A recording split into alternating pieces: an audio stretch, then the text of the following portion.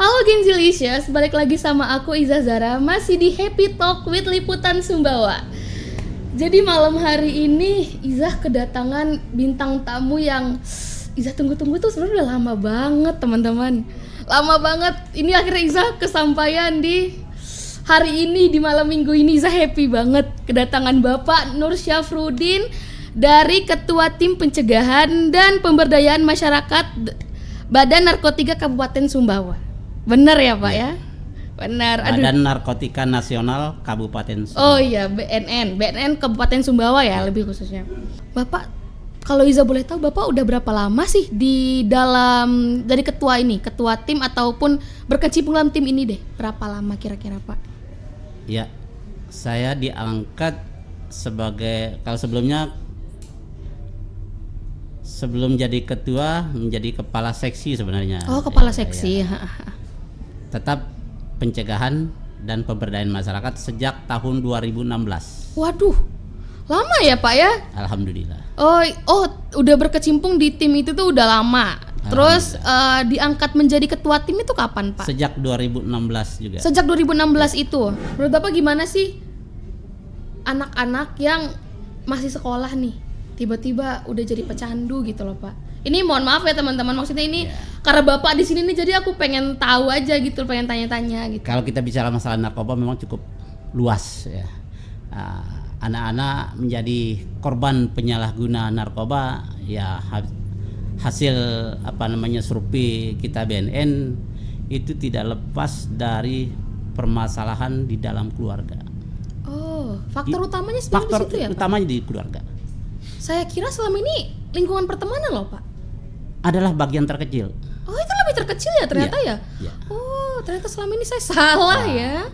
Karena di dalam keluarga itu banyak hal yang timbul di situ. Ya, faktor terutama terkait dengan pola didik, pola asuh, pola bina, pola pengawasan dan lain sebagainya. Oke. Ya, terutama hal-hal yang terkait dengan nilai-nilai moral dan agama.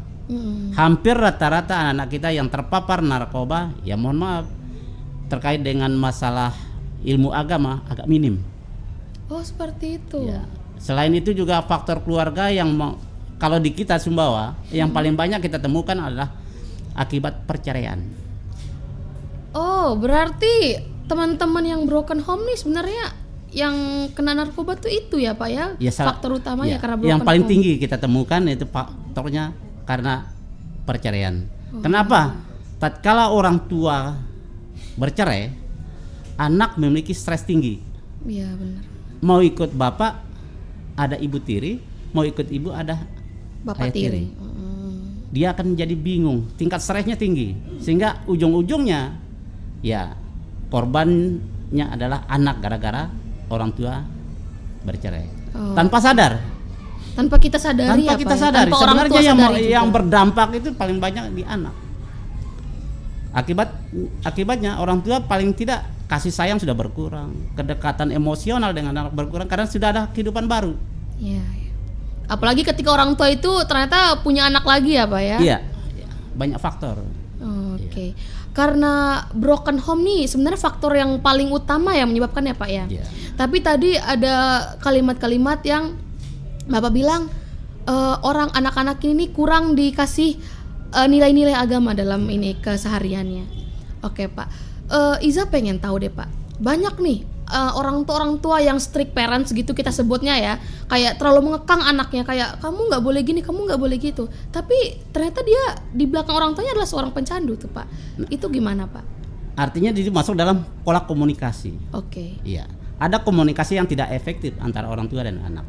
Artinya orang tua tidak pernah ada ruang dan waktu memberikan kesempatan kepada anak untuk curhat. Oke. Orang tua tidak pernah ada ruang dan waktu bagaimana orang tua mengenali anak. Karakter anak seperti apa? Maunya anak saya itu seperti apa? Sebaliknya juga demikian, anak tidak ada ruang dan kesempatan untuk berkomunikasi dengan orang tua karena faktor kesibukan, jarak dan lain sebagainya. Sehingga anak ya memiliki kesan yang kurang bisa memahami maunya orang tua itu seperti apa. Artinya keterbukaan antara anak dan orang tua itu yang membuat rentangnya di situ seperti masalahnya di sana. Karena kebanyakan juga orang tua, misalnya pola didik, pola asuhnya menganggap ya orang tua segala-galanya, Iya. pintar, besar dan lain sebagainya, tanpa memberi ruang kepada anak, ya sebagai misalnya ya ruang komunikasi, curhat dan lain sebagainya. Coba sekarang bayangkan, hampir banyak anak-anak yang senang curhat dengan orang lain, Ya. bibi, paman, ya nenek, kakek dan lain sebagainya. Kenapa tidak dengan orang tua? Ada faktor di sana yang tidak diberi ruang oleh orang tua, karena orang tua tidak pernah memposisikan diri sebagai sahabat anak, Oke. hanya memposisikan sebagai orang tua, maunya orang tua, tidak pernah memahami akan anak. Berarti dalam kasus ini anak tidak sepenuhnya salah ya Pak ya? Tidak sepenuhnya.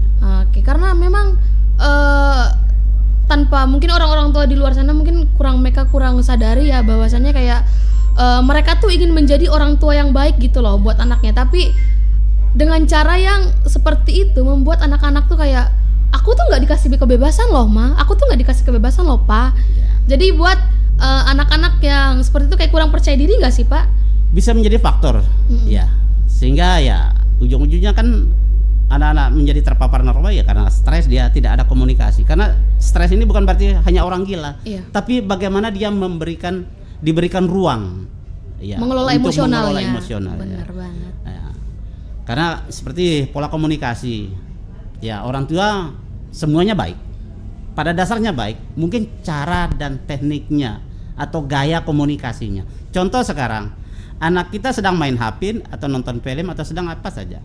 Tatkala orang tua meminta si anak untuk berbuat sesuatu, membantu orang tua misalnya, ada kalimat-kalimat orang tua yang mungkin tidak berkesan. Contoh ya, kamu main HP aja, nggak ada kerja lain, ya coba bantu orang tua misalnya, bantu ibu atau bantu bapak lah. Itu kalimat paling sering Ya. dilontarkan ya Ya, Pak Pak. ya.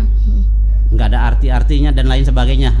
Tapi tatkala kita mengucap dengan sebuah kalimat sayang, nak, boleh nggak kita main HP sebentar, kita istirahat main HP sebentar aja, atau nonton TV-nya boleh nggak di Nantian dulu. antrian dulu, ayo bantu mama nyuci, ayo bisa nggak? Ada sebuah ucapan yang membuat dia menjadi terkesima, seolah terkesan dan dihargai gitu. Dan merasa disayang Dan juga ya Pak ya. Merasa dihargai dan merasa disayang. Ada nggak? Hampir rata-rata jarang.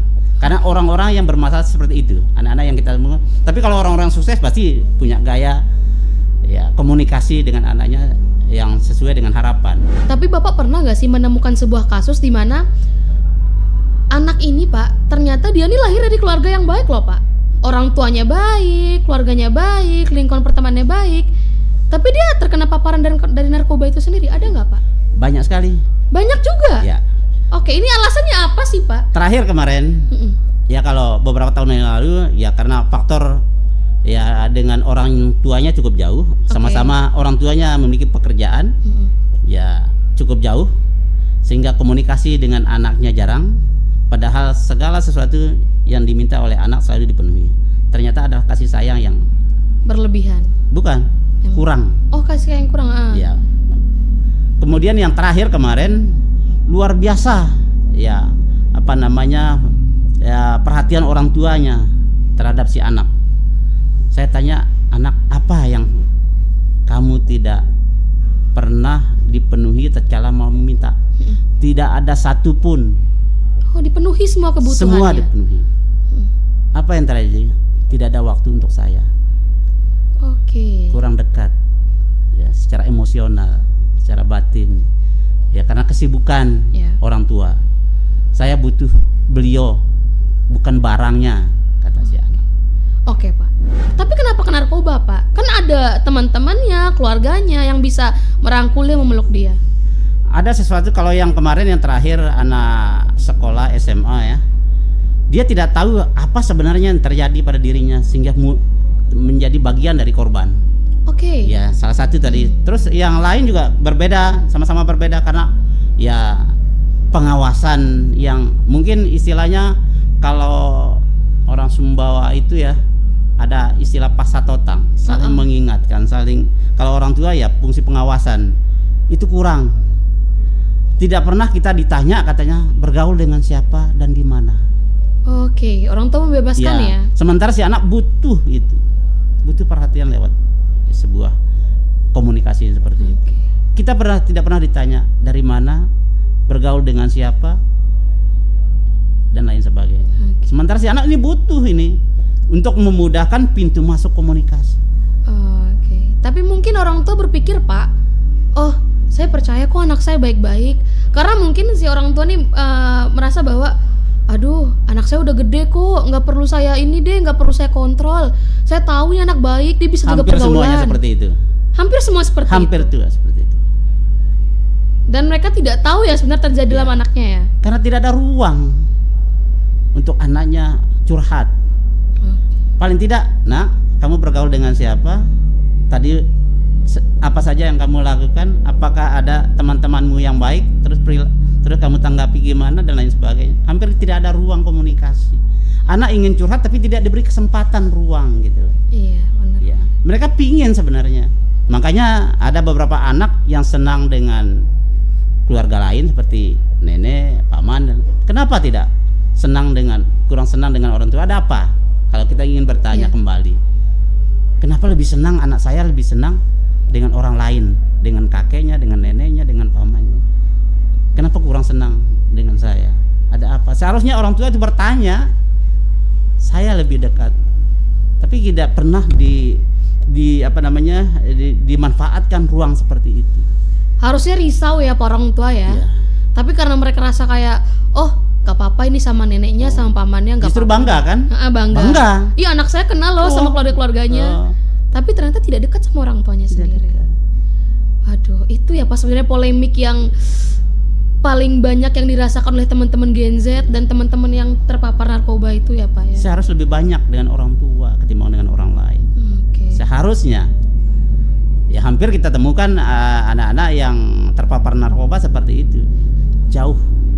Sehingga di BNN itu ada program ketahanan keluarga istilahnya. Kita membentuk sebuah program membentuk bagaimana ya yang endingnya orang tua memahami dan mengerti akan anak, sebaliknya anak mengerti dan memahami akan orang tua. Oke, waduh keren banget. Gaya komunikasi secara psikologinya bagaimana mengenali anak, bagaimana anak mengenali orang tua, ibu, ayah dan lain sebagainya. Jadi beberapa waktu lalu Pak, ada seorang TikTokers yang teman-teman Gen Z tahu lah ya, teman ini TikTokers ini, dia ini Pak punya vape berisi cairan ganja. Nah, yang jadi pertanyaannya nih Pak, apakah ini satu kasus pertama banget di Indonesia? Apa sebenarnya udah pernah sih? Atau mungkin di Sumbawa tuh udah ada, tapi teman-teman tuh nggak tahu? Nah, untuk secara hukum penelitian untuk kita temukan di Sumbawa belum. Namun di level-level kota besar kayak Jakarta itu sudah bukan menjadi barang baru. Karena ini bagian dari ya cara, teknik, modus dan lain sebagainya. Modus lewat ya rokok vape ya. Sejenis itulah ya. Itu sebenarnya kalau yang selama ini kita tahu ya, BNN tahu ya, kalau di Amerika itu barang sudah enggak boleh lagi diperjualbelikan, dilarang. Sudah tidak boleh ya sebenarnya. Iya, jenis isapan vape ya, vape itu ya. Di Amerika tuh sudah tidak boleh, Sudah tapi boleh. Indonesia tuh masih banyak ya yang make ya. Ya. Tapi mengenai liquid ganja itu sendiri Pak, apakah ini kasus pertama atau memang sudah ada tapi gara-gara dia seorang TikTokers jadi naik nih beritanya nih? Nah, saya belum begitu memantau perkembangan beritanya. Yang pasti ya termasuk juga bukan hanya ganja yang pernah ditemukan, termasuk juga jenis metapetamin, amfetamin atau sabu. Sudah pernah ada. Sabu tuh diapain Pak? Kan yang kita ketahui, yang kita pelajari bahwasannya kan sabu tuh kan dihirup kan Pak? Dihirup atau pokoknya dihisap gitulah. Ini sabunya diapain Pak? Apakah ada modifikasi baru dari sabu itu tersebut? Ya salah satu modus modifikasi.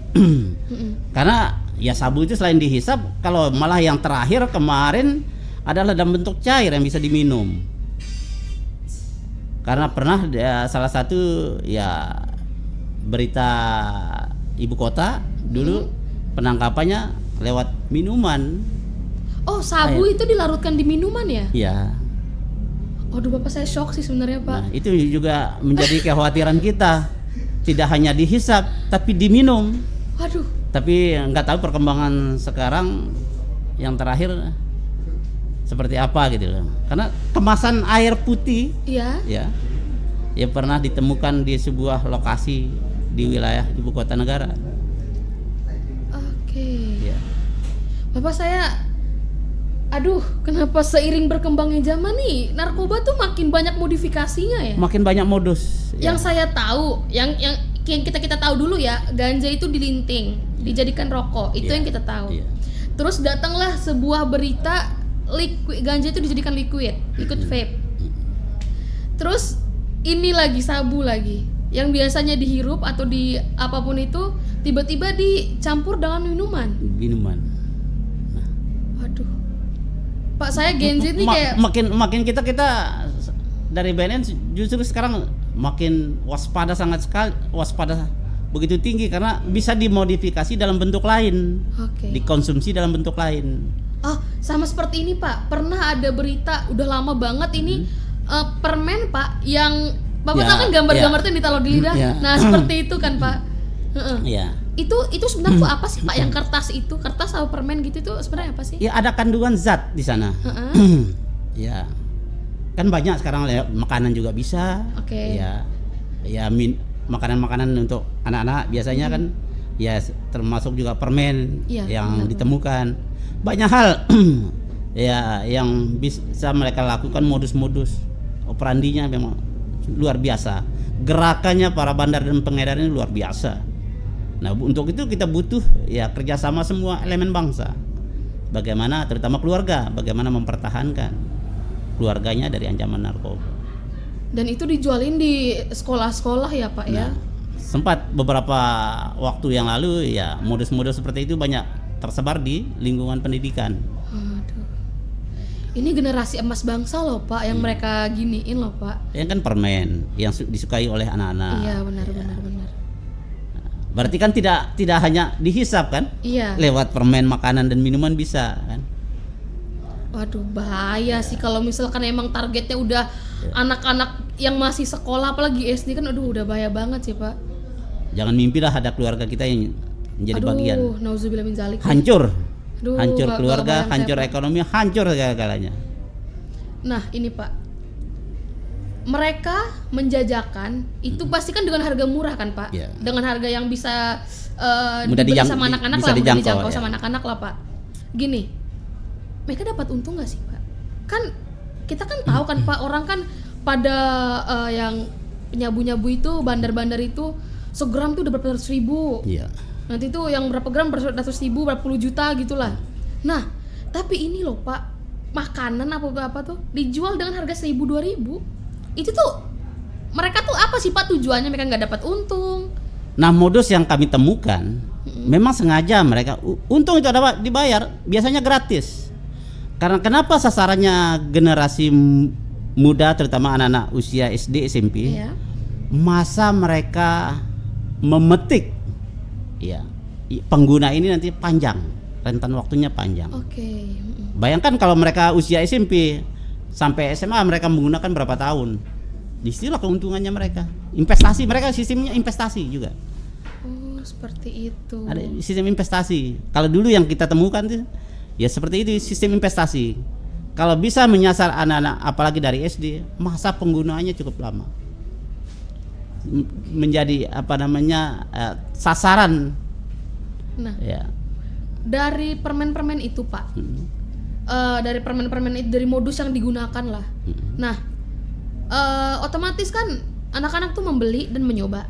Coba nih, aduh enak ya rasanya gitu. Nah, yang saya pengen tanyakan Pak, ketika mereka membeli makanan tersebut, mereka rasa enak, Efeknya tuh apa, Pak? Kalau orang-orang kan mungkin efeknya ngefly, tepar gitu. Kalau anak SD nih yang dengan dengan makan-makan harga 1.000-2.000 tuh apa sih Pak yang mereka rasakan? Yang kami temukan ya terhadap anak-anak yang mungkin kita curigai mengandung zat narkotika, itu biasanya 1-2 hari sukanya tidur. Efek dari makanan atau permen atau apalah sejenisnya yang mereka makan. Dan juga menimbulkan kecanduan. Ya, ujung-ujungnya nanti dia akan menjadi ketergantungan. Iya. Ya. Beli lagi. Parah sih. Ujung-ujungnya nanti kan naik kelas ini. Ya. Tapi anak sekecil itu kan Pak tidak mengerti Pak apa yang dia makan, apa yang dijajakan. Dia kan tidak mengerti Pak. Dan dia juga seperti yang Pak bilang ya tadi ya, dia tuh tidak mengerti apa yang terjadi dalam diri dia sendiri Pak. Nah itu bagaimana cara orang tua nih bisa tahu kalau waduh anak saya ini kayaknya nggak beres nih gitu loh. Nah ini penting untuk diketahui oleh orang tua. Tatkala anak kita ada mengalami perubahan perilaku, misalnya gara-gara dia makan permen, 2 hari ketiduran, Ya. orang tua harus mencari, harus aktif. Dia makan apa sih terakhir kemarin? Bila perlu ambil sampelnya. Oke. Jangan-jangan ada sesuatu yang mungkin ya kita curigai. Kita menghimbau kepada masyarakat kalau menemukan seperti itu, ayo beli sampel makanannya di mana, bawa ke BNN, kita bisa uji apakah makanan itu mengandung zat narkotika atau tidak. Oh seperti itu ya. Jadi memang harus semua elemen masyarakat harus bekerja sama ya Pak ya demi memberantas narkoba. Yang di Sumbawa sendiri Pak, lagi rame apa sih Pak? Maksudnya teman-teman yang pengguna ini nih, mereka tuh lagi nyobain jenis apa sih sebenarnya Pak? Kalau khusus di kita Sumbawa itu yang paling tinggi adalah narkotika jenis sabu. Oke, itu paling banyak yang digunakan paling banyak, ya?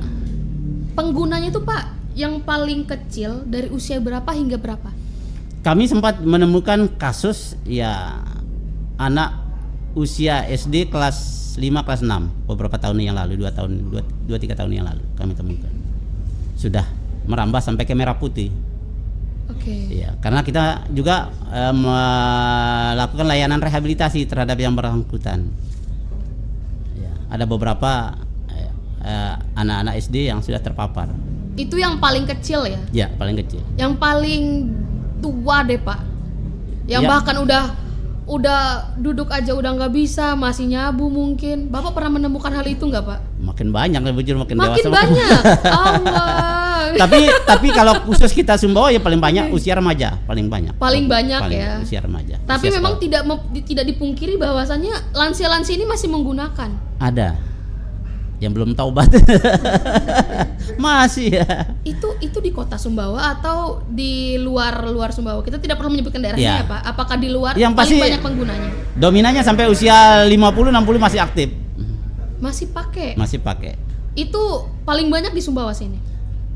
Kalau kita mengacu ke survei sih tidak ya. Kita tidak bisa. Yang pasti ada, kalau di wilayah kita ada yang sampai usia ada. seperti itu. Oh, Tapi untuk kita simpulkan bahwa itu yang terbanyak, Belum ya bisa. harus ada uji. Harus ada uji ya. Iya. Saya kan mahasiswa Pak. Iya. Jadi saya ini pasti banyak bertemu orang. Orangnya yang punya sifat seperti ini seperti itu. Terus ada yang juga kayak ngomong, "Wih, aku belum tidur nih 2 hari nih." Bangga banget gitu.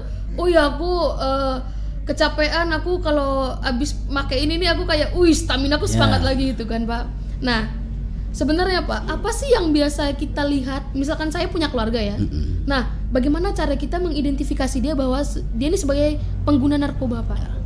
Nah, untuk ciri-ciri pengguna narkoba itu paling mudah kita lihat sebenarnya di perubahan perilaku. Oke, bagaimana tuh Ya, Pak? kalau ingin mengetahui anak kita menggunakan atau tidak, keluarga, adik dan lain sebagainya, ada perubahan perilaku yang sangat menonjol. Apa? Tidak seperti biasanya. Misalnya selama ini dia rajin, berubah total. Kebalikan dari kebiasaan baiknya. Nah, terutama ya tidur bisa cukup lama. Oke. Ya istirahat, dia suka menyendiri, dia lebih senang dengan komunitasnya, lebih jauh dari keluarga, dia tidak mau diketahui oleh keluarga. Temperamen juga, mudah emosi dan lain sebagainya. Yang pasti paling enak kita lihat pada saat tatapan mata, paling mudah itu. Apa tuh Pak? Mata dia gimana Pak? Nah, Sayu atau gimana? Kalau kita pertama ya sayu kuning kemerah-merahan juga. Oh, kuning kemerah-merahan. Tapi bukan berarti karena kita lihat kuning kemerah-merahan saat ini mungkin malamnya dia nonton sepak bola, live dan lain sebagainya. Tapi kalau keseringan menjadi dan patut ada kemungkinan ya. patut kita curigai. Iya. Ajak dia ngomong, ajak dia berbicara, tatap matanya. Biasanya kalau dia menggunakan pasti menunduk, lebih banyak menunduk ketimbang dia menatap kita. Nih jangan sampai teman-teman gengsi lihat temannya abis begadang nonton bola apa, woi kamu narkoba ya gitu kan, biasa kan kayak gitu kan. Tapi dengan catatan ada perubahan, tidak ada seperti biasanya gitu loh. Pak, ini saya menemukan hal yang lucu Pak. Ya. Saya kan ya aktif lah, anak-anak Gen Z ini kan teman-teman yang zaman-zaman sekarang kan aktif di media sosial kan Pak. Jadi pernah ada tulisan-tulisan nih, ciri-ciri pengguna narkoba, suka menyendiri, males mandi, temperamen, tidur terus. Pak, saya ini kan orang sehat Pak, dan saya tuh merasa ciri-ciri itu tuh saya banget Pak. Nah itu saya sering dicengin tuh Pak. Nah apakah itu benar gak sih Pak, kayak suka mandiri, males mandi? Tidak semuanya, ya. Tapi tergantung kondisi kan. Tidak seperti biasanya. Tidak semua orang yang tidur itu atau yang merah matanya itu menjadi bagian. Lihat dulu kasusnya. Jangan-jangan makanya malamnya begadang karena mungkin ya kondisi dia harus begadang dengan teman-temannya sehingga membuat ya kondisi fisiknya berubah. Tapi kalau keseringan tiap hari sekarang, kalau contoh anak sekolahan setiap hari masuk sekolah, tiap hari tidur di kelas, keseringan tidur, telat datang, cepat pulang, sudah jarang mandi, tidak karuan, tidak rapi lah dalam bentuk ya sehat lah gitu, patut untuk dicurigai. Waduh Pak, itu saya banget lagi Pak. Soalnya saya SMA kayak gitu Pak, datang sekolah tidur. Patut dicurigai, kalau perlu dites. Waduh. Enggak loh Pak, saya sehat walafiat dong Pak, nggak pernah lah. Jangan Alhamdulillah, sampai. tapi kalau karena ingat narkoba itu tidak selamanya ada di dalam tubuh kita ketahui. Bisa karena ketidaktahuan kita. Jangan-jangan kita dijebak oleh teman lewat makanan dan minuman. Sama obat ya Pak ya? Ya. Kasus yang terbaru istrinya Bintang Emon, salah satu komedian kan Pak, dia berobat ke salah satu rumah sakit dan ternyata dia positif Pak, positif menggunakan narkoba. Tapi sebenarnya dia bukan pemakai, cuma ada obat yang ternyata ada kandungan yang ya seperti itulah ya Pak. Ya harus lebih ditelusuri lebih jauh lagi. Jangan-jangan iya, cuma modusnya karena banyak sekarang kan modus. Pura-pura lewat obat. Makanya kalau selama ini kan yang melakukan uji narkotika kan kebetulan saya biasanya. Mereka mengatakan dari obat, buktikan obat mana. Harus bisa dibuktikan resep mana, karena tidak semua dokter berani mengeluarkan obat yang memiliki kandungan zat narkotika. Tidak sembarangan. Memang pada dasarnya narkotika itu sebenarnya punya hal yang positif juga. Karena negara juga menyediakan yang namanya narkotika. Tujuannya apa? Kalau golongan 1 itu untuk kegiatan penelitian di bidang riset, tidak dikonsumsi. Oh ya, itu tidak dikonsumsi. Ya, golongan 1. Ya jenis ganja, ya metafetamin, amfetamin itu. Tapi kan masyarakat kita melakukan penyalahgunaan. Kemudian golongan 2, 3 itu negara menyediakan untuk kebutuhan medis, pengobatan. Itu pun melalui alternatif terakhir. Kalau memang ada obat yang tidak mengandung itu yang bisa disembuhkan, tidak akan diberikan yang mengandung zat narkotika. Bagaimana dengan anti Pak? Karena kan dia untuk menenangkan si pasien kan. Makanya kalau narkotika itu kalau digunakan secara medis dia akan menjadi obat, dan kalau tidak digunakan aturan medis dia menjadi penyakit. Nah, ciri-cirinya narkotika itu kalau dia masuk ke dalam tubuh bisa menghilangkan rasa sakit dan rasa nyeri. Oh iya. Kalau ada obat yang mengandung zat untuk menghilangkan rasa sakit dan rasa nyeri, itu pasti ada kandungannya, narkotikanya. Cuma golongannya golongan rendah. Oh, berarti seperti ini Pak ya. Obat-obat sakit gigi. Ada. Itu ada. Ada. Tapi kan itu dijual bebas, Pak. Pakai resep dokter yang mengandung. Oh, tidak semua apotek ya, Pak? Yang menjual obat sakit gigi yang mempunyai kadar tinggi ya? Iya. Seperti itu. Ada, karena namun tatkala itu berlebihan tidak menggunakan resep maka dia akan menjadi ketergantungan. Oh iya. Contoh sekarang kalau kita mau operasi, Mm-mm. ya kan disuntik, Ya dibius. dibius, dikasih obat penenang. Ada zat narkotika melalui resep dan mekanisme medis baru bisa. Kalau tidak kan sakitnya luar biasa. Iya. Kena duri aja ditusuk dikit, aduh teriaknya sakitnya. Nah tapi kalau Dibius. dibius, ya. Sakit hati aja sakit Pak. Ini putus cinta aja hati kita sakit ya Pak ya. Iya, iya, iya. Apalagi kita dioperasi Pak. Ya, Aduh. aduh. Teriak-teriak jerit-jerit deh itu Pak. Nggak kondisional deh. Oke Pak. Di dunia perang, dunia TNI itu ada kena peluru, cepret. Tapi kan harus medisnya saja yang benar.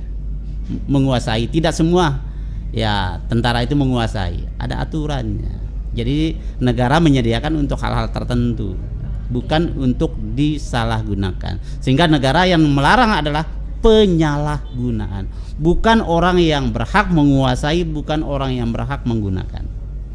Itu yang dilarang oleh undang-undang. Tadi kita sudah banyak berbicara mengenai penyalahgunaannya. Ketika kita menemukan saudara kita atau teman kita atau bahkan pacar kita deh Pak, dia nih menggunakan. Terus bagaimana sih Pak cara kita menyadarkan dia kayak ayo berobat gitu.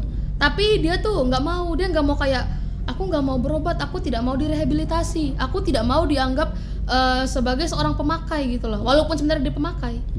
Itu gimana Pak cara kita mengingatkan dia bahwasannya kamu tuh ini memang kamu salah, tapi dengan cara kamu direhabilitasi, kamu bakal lebih baik gitu loh Pak.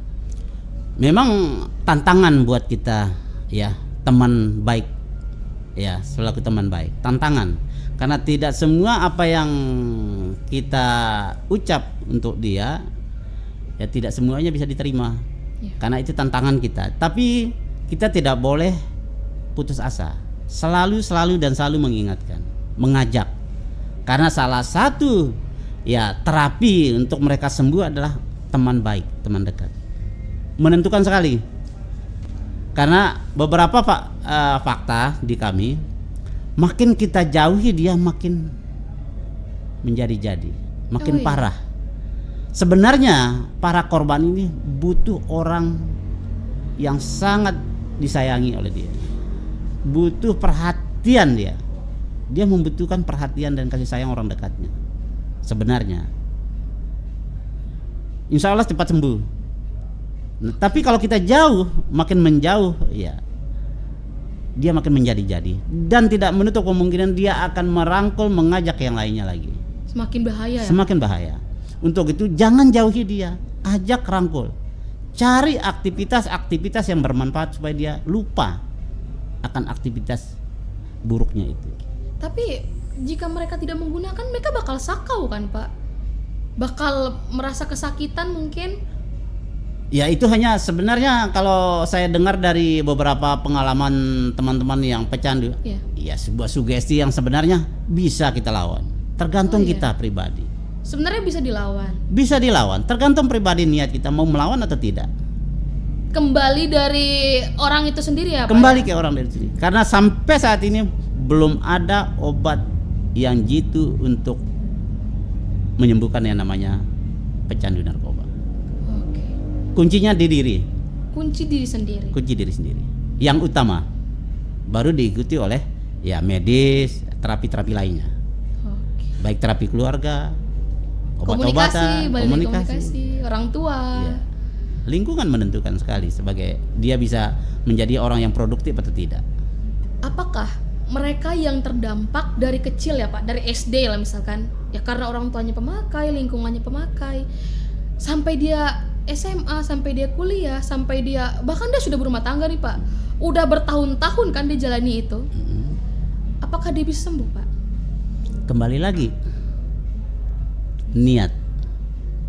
Segala sesuatu bisa saja terjadi tatkala kita memiliki niat ingin sembuh. Kembali ke niat. Niat itu harus dijalankan. Jangan cuma pingin-pingin doang tapi tidak ada aksi nyata. Yang penting niat dari hati, Niat dari pengen hati, sehat, pengen berobat. ingin menjadi orang baik, lakukan. Seperti itu Ya, ya, Pak. seperti itu. Pak, mungkin teman-teman di sini, teman-teman Gen Z yang nonton, Pak, bisa saja mereka ini ternyata seorang pemakai. Sudah mulai merasa kecanduan lah, Pak. Nah, mereka mau rehabilitasi nih, Pak. Tapi tuh bingung, aduh gimana ya cara aku merehabilitasi diriku? Aku mau ngajak keluargaku, tapi aku belum siap kasih tahu mereka bahwasannya aku adalah seorang pecandu. Nah, ini Pak, langkah-langkah untuk mereka datang ke BNN untuk kayak bukan menyerahkan diri ya. Kayak kasih tahu bahwa Pak, Ibu, aku butuh pertolongan. Aku adalah seorang pecandu. Itu gimana Pak langkah-langkahnya? Nah, untuk teman-teman yang sudah menjadi bagian ya menggunakan narkoba, korban narkoba yang merasa diri ya sudah cukup lah, mungkin mereka ya sudah gimana ya, ingin berbuat sesuatu, ingin tobat dan lain sebagainya. Ayo datang ke BNN untuk direhabilitasi. Karena di kita di BNN ada layanan rehabilitasi. Kalaupun dia masih malu di dalam keluarganya, datang curhat ke BNN. BNN punya tenaga, ya ada psikolognya juga ada. Oh ya, ada psikolognya. Ada. Karena kita juga bekerja sama dengan Rumah Sakit Manambai Abdul Qadir Provinsi. Ya, untuk layanan rehabilitasi. Datang hanya membawa identitas KTP dan KK. Oke. Tanpa harus ada surat rujukan dari RT, RW dan lain sebagainya. Kemudian ya, BNN dalam hal ini negara menyediakan layanan gratis, tidak dipungut biaya sepeser pun. Ya, tidak dipungut. Kemudian aspek lain adalah dijamin tidak akan dibui atau dipenjara bagi mereka yang melapor diri ingin sembuh. Tapi dilindungi ya? Dilindungi. Rahasia, namanya juga dirahasiakan, identitasnya dirahasiakan. Tujuannya apa? Jangan sampai dia ketahuan akan dibully dan lain sebagainya atau dijauhi oleh orang lain. Itu tujuannya. Jadi gratis. Kemudian aspek hukum akan dijamin tidak akan dibui dan dipenjara karena undang-undang mengatur. Ya. Yang ketiga adalah namanya, identitasnya dirahasiakan. Privasi aman terjamin. Aman terjamin. Memang di masyarakat masih ada kesan seolah-olah berapa biayanya dan lain sebagainya, atau akan terutama terkait dengan hukum, takut dibui dan dipenjara. Padahal undang-undang kita sudah mengatur. Ya. Ada jaminan buat mereka yang melapor diri, tidak akan dibui, tidak akan dipenjara, biayanya gratis selama menjalani pengobatan, kemudian namanya dirahasiakan. Ya. Pokoknya semua privasi aman terjamin. Ya. Jadi buat teman-teman Gen Z yang kalian ternyata adalah seorang pecandu, kalian malu buat mengungkapkan bahwasannya, maaf Pak, aku adalah seorang pecandu. Kalian jangan malu, kalian jangan takut dan jangan ragu. Datang ke BNN Sumbawa, bilang curhat. Kita curhat ya, kita bahasanya curhat. Bapak, Ibu, saya adalah seorang pecandu, saya pemakai, tolong lindungi saya. Bila ingin jauh dari yang namanya narkoba, ya. Bila ingin jauh dari yang namanya narkoba, satu pesan moral saya buat rekan-rekan. Obat yang paling jitu kalau menurut saya, jangan pernah hianati doa dan harapan orang tua. Dalam sih Pak, aduh. Jangan pernah kalian hianati doa dan harapan orang tua. Jadikan dirimu bermanfaat untuk orang lain, bukan menjadi bagian sebaliknya. Ingat harapanmu, ingat cita-citamu, ingat doa orang tuamu. Insya Allah jauh dari narkoba. Keren Bapak. Terima kasih Pak Nur Syafruddin. Mudah-mudahan kita Sama-sama. bertemu lagi di Happy Talk with Liputan Sumbawa. Terima kasih juga teman-teman yang sudah menonton. Jangan lupa kalau ketemu Bapak Nur Syafruddin, sapa, Bapak, saya nonton podcast Bapak loh sama Kak Iza di Happy Talk. Nanti kita ngobrol-ngobrol lagi ya Pak ya. Kita buat topik baru. Deh boleh. Oke Pak, terima kasih Pak. Oke. Dadah semuanya.